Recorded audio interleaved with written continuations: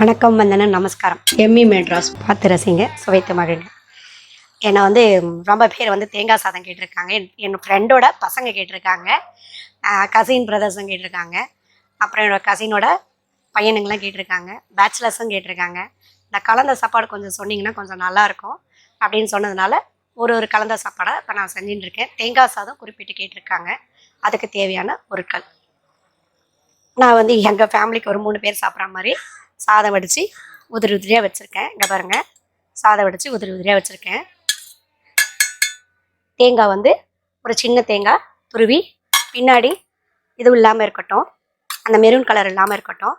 Bachelor நீங்கள் சேர்த்தா இருந்தால் பின்னாடி இருக்க மெரூன் எடுத்துகிட்டு மிக்சியில் போட்டு தூள் பண்ணிக்கோங்க. இந்த மாதிரி தூளாக வந்துடும். இப்படி வச்சுக்கோங்க. ஒரு பிஞ்சு நான் கொஞ்சோண்டு ஒரு துண்டு, ஒரு 2 இன்ச்சு துண்டுக்கு இஞ்சி பொடுசாக வெட்டி வச்சுருக்கேன். நான் செய்கிற தேங்காய் சாதத்துக்கு வெங்காயம் போடுவோம் எப்போவுமே, ரொம்ப நல்லாயிருக்கும். அப்பயே சாப்பிட்றதா இருந்தால் வெங்காயம் போட்டுக்கலாம், இல்லை கொஞ்சம் லேட்டாக சாப்பிட்றதா இருந்தால் வெங்காயம் கட் பண்ணிக்கலாம். இது உங்கள் சாய்ஸ் தான். தாளிக்கிறதுக்கு நான் தேங்காய் எண்ணெய் எடுத்திருக்கேன். உங்களுக்கு எந்த எண்ணெய் வேணுமோ நீங்கள் யூஸ் பண்ணிக்கலாம். கருவேப்பிலை, கொத்தமல்லி, பச்சை மிளகாய், கொஞ்சம் ஒரு 4ன்னு சொல்லக்கூடாது, ஏன்னா அதை வேறு எண்ணிட்டு நீங்கள் குறை சொல்லக்கூடாது இல்லையா. ஒரு 10 முந்திரி, 2 ஸ்பூன் வேர்க்கடலை, பச்சை வேர்க்கடலை காஞ்சி விற்குது கடையில், வாங்கிக்கோங்க. ஒரு பிஞ்சு மஞ்சள் பொடி, ஒரு பிஞ்சு பெருங்காயத்தூள், ஒரு 5 காஞ்ச மிளகா, வரமிளகான்னு சொல்லுவாங்க, 2 ஸ்பூன் கடலைப்பருப்பு, கொஞ்சம் தாளிக்க கடுகு, 2 ஸ்பூன் உளுத்தம்பருப்பு, ஒரு கொஞ்சம் ஜீரகம். இப்போ நம்ம எண்ணெய் ஊற்றி செக்கில் ஆடின எண்ணெய் தான்ப்பா, கம்பெனி எண்ணெய் நினச்சிட போகிறீங்க. கேஸை பற்ற வச்சு கடாயை போடுங்க. இப்போ பாருங்கள், அலுமினிய கடாயை தான் வச்சுருக்கேன். எண்ணெய் சீக்கிரம் சூடாயிடும். நான் ஒரு கப்பு தேங்காய் எண்ணெயில் தான் சமைக்க போகிறேன். உங்களுக்கு எந்த எண்ணெயோ அந்த எண்ணெயை நீங்கள் யூஸ் பண்ணிக்கலாம். என்ன தேங்காய் எண்ணெயில் நம்ம செஞ்சோம்னா அந்த ஸ்மெல் கிடைக்கும், வாசனைன்னு சொல்லுவாங்க இல்லையா, அந்த வாசனை கிடைக்கும். அதுக்காக வேண்டிதான். எண்ணெய் காயட்டும். இப்போ பாருங்கள், எண்ணெய் காஞ்சிடுத்து. கடுகு,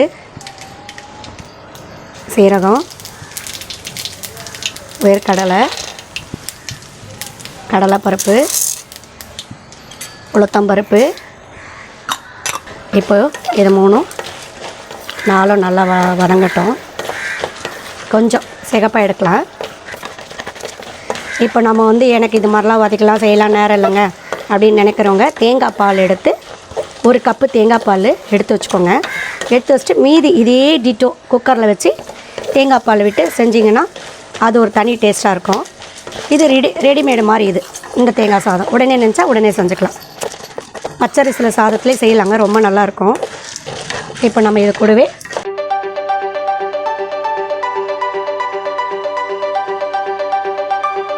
கொஞ்சம் வெங்காயத்தையும் இஞ்சியும் சேர்த்துடலாம். இஞ்சி உங்களுக்கு ஜீரண சக்தியை கொடுக்கும். சில பேருக்கு தேங்காய் ஒரு மாதிரி நெஞ்சிலே இருக்குது அப்படின்னு சொல்லுவாங்க. அவங்களுக்காக அந்த ஒரு துண்டு இஞ்சி பாருங்கள். வெங்காயத்தையும் நான் சேர்த்துருக்கேன். கொஞ்சம் கடலைப்பருப்பெல்லாம் கொஞ்சம் செவந்தால் போதும், நிறைய செவக்கணும்னு அவசியம் இல்லை, ஏன்னா நம்ம தேங்காயெல்லாம் போட்டு வேறு வதக்கணும். இப்போது பச்சை மிளகாய், காஞ்ச மிளகாய் ஒரு டேஸ்ட் கிடைக்கும், பச்சை மிளகாய் ஒரு டேஸ்ட்டு கிடைக்கும். கருவேப்பிலை,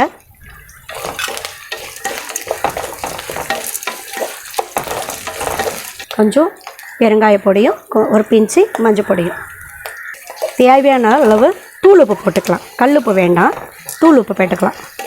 எப்போவுமே உப்புலாம் கொஞ்சம் டெஸ்ட் பண்ணி பார்த்துட்டு போட்டுக்கோங்க. இப்போ ஒரே லெவலாக கிடைக்கட்டும்னு நான் உப்பையும் கொஞ்சமாக போட்டிருக்கேன். இப்போ நம்ம இந்த தேங்காவையும் கொட்டிடலாம்.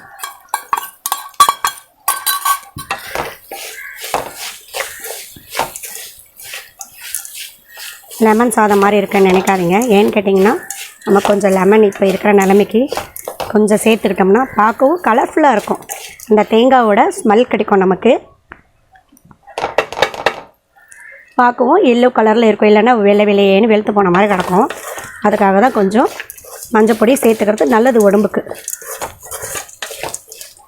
கொஞ்சம் நல்லா வதங்கட்டும்.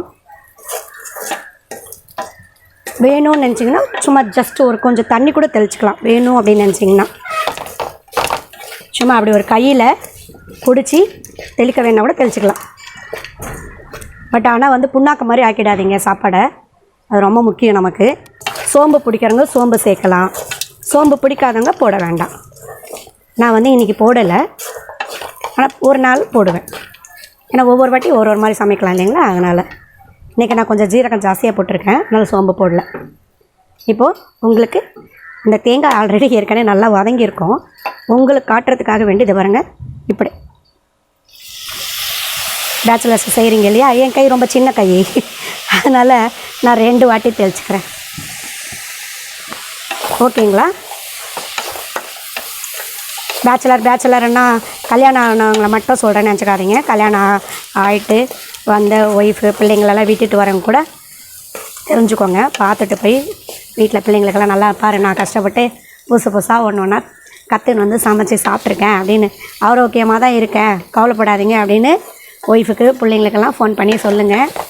இன்னும் நிறைய பேர் கவலைப்படுறாங்க, நான் கூட கவலைப்படுறேங்க. என் பையன் வெளியூரில் இருக்கார், கவலைப்படுறேன். எப்படி அவர் நல்லா சமைப்பார், அதனால் பிரச்சனை இல்லை. என்னை அடிக்கடிக்க கிண்டல் பண்ணுவார். அம்மா வேறு மிளகாத்தூள் மஞ்சாத்தூள் உப்பு வச்சுக்கிட்டு புளியை வச்சுக்கிட்டு காரக்குழம்புக்குள்ளே மீன் போட்டால் மீன் குழம்பு, இது இப்படி ஏமாற்றிட்டு இருக்கியா நீ எங்களெல்லாம் அப்படின்னு சொல்லி கிண்டல்லாம் பண்ணுவார் எங்கள் பையன். எங்கள் பொண்ணு பாவங்க எதை கொடுத்தாலும் சாப்பிட்டு போயிடுவாங்க. எங்கள் ஹஸ்பண்ட் அதை விட பெரிய பாவங்க, நாக்கு ருசியாக இருந்தால் போதும், அவருக்கு ரொம்ப காரம் பிடிக்காது, அதனால் கொஞ்சம் காரமாக போட்டுப்போம், அவ்வளோதான். இதை பாருங்கள், நமக்கு அந்த புண்ணாக்கு மாதிரி ஆகாமல் அது அல்வா மாதிரி ஒட்டிக்கும்னு சொல்லுவாங்களா, அதான். செக்கில் போய் எண்ணெய் வாங்கினாலும் புண்ணாக்குன்னு நான் பேசி வந்துனுக்குது கொஞ்சம் நாளாக. பாருங்கள் அப்படியே எப்படி இருக்குது பாருங்கள், நல்லா டேஸ்ட்டாக இருக்கும். வேணால் செக் பண்ணி பார்த்துங்க, உப்பு போதுமா இல்லை வேணுமா அப்படின்னு பார்த்துக்கோங்க. பாருங்கள், நல்லா தேங்காய் எண்ணெயோட ஸ்மெல்லு, அந்த தேங்காய் வதங்கின ஸ்மெல்லு எல்லாம் சேர்த்து அருமையாக வந்துருச்சு, பார்க்கவே கலர்ஃபுல்லாக இருக்குது. இப்போ நம்ம கொஞ்சம் கொஞ்சமாக ரைஸ் எடுத்து அதில் போடலாம். கொஞ்சம் ஸ்லோ பண்ணிக்கோங்க. நான் கிளறி போடுறேன். இதுக்கு தொட்டுக்கிறதுக்கு தக்காளி ஊறுகாய் சூப்பராக இருக்கும், கேரட் ஊறுகாய் ரொம்ப அருமையாக இருக்கும். இல்லைங்க எனக்கு வந்து காய்கறிலாம் வேணும் அப்படின்னு நினச்சிங்கன்னா நல்லா கத்திரிக்காய் தொக்கு பண்ணி வச்சு சாப்பிட்டிங்கன்னா அப்படி இருக்கும்.